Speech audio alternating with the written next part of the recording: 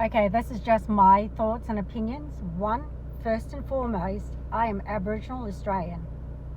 My country will always come first. I don't take sides on who's who, but what I will say is it's the Australian government that have failed us. Yet again, we have been an experimental country since its inception. And then after World War II, if they weren't cutting up your bodies without the parents' consent or the family's consent, or sending your sons and daughters on a Navy ship while a nuclear bomb was exploding, 7 times they did this, and it was more powerful than the bomb that was dropped in Japan. Yet we have never held our governments to account. Now, if you want to stop being a country where we are experimental, then stand up. That's what we all need to do.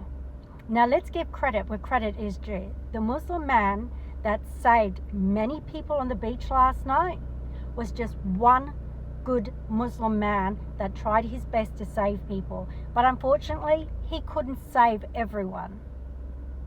But just like Bridget Gabriel says in this clip that I'm about to show you, all it takes is 10 to 15% of a population of extremists to destroy a culture, a country, and murder people.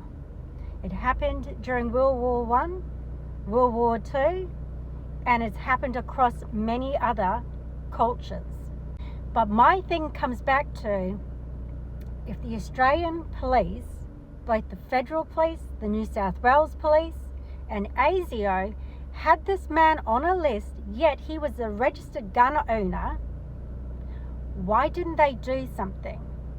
And as far as I'm concerned, if you're on a fucking ASIO list, you should be packing the fucking C-17, sending those motherfuckers home with their human rights lawyers. Because then you're tainting the other 70% of Muslims and Israelis all under one umbrella, because you kept these people on the list in our country. But we do need to hold the Australian government, ASIO, Federal Police, and the New South Wales Police Department to account. If they are on the fucking list, get rid of them. Then we won't have the fucking issue of people being shot in this country. And then the peaceful Muslims and the peaceful people from Israel can live peacefully.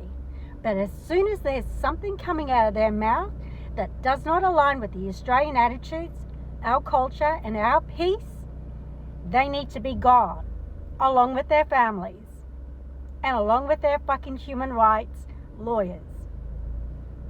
And since you brought it up, allow me to elaborate with my answer. There are 1.2 billion Muslims in the world today. Of course, not all of them are radicals. The majority of them are peaceful people. The radicals are estimated to be between 15 to 25%, according to all intelligence services around the world. That leaves 75% of them peaceful people. But when you look at 15 to 25% of the world Muslim population, you're looking at 180 million to 300 million people dedicated to the destruction of Western civilization. That is as big of the United States. So why should we worry about the radicals, 15 to 25%? Because it is the radicals that kill. Because it is the radicals that behead and massacre. When you look throughout history, when you look at all the lessons of history, most Germans were peaceful. Yet the Nazis drove the agenda. And as a result, 60 million people died. Almost 14 million in concentration camps. 6 million were Jews. The peaceful majority were irrelevant. When you look at Russia, most Russians were peaceful as well. Yet the Russians were able to kill 20 million people. The peaceful majority were irrelevant. When you look at China, for example, most Chinese were peaceful as well. Yet the Chinese were able to kill 70 million people. The peaceful majority were irrelevant. When you look at Japan prior to World War II, most Japanese were peaceful as well. Yet Japan was able to butcher its way across Southeast Asia, killing 12 million people, mostly killed with bayonets and shovels. The peaceful majority were irrelevant.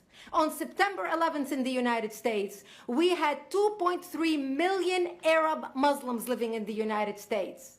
It took 19 hijackers, 19 radicals to bring America down to its knees, destroy the World Trade Center, attack the Pentagon, and kill almost 3,000 Americans that day. The peaceful majority were irrelevant.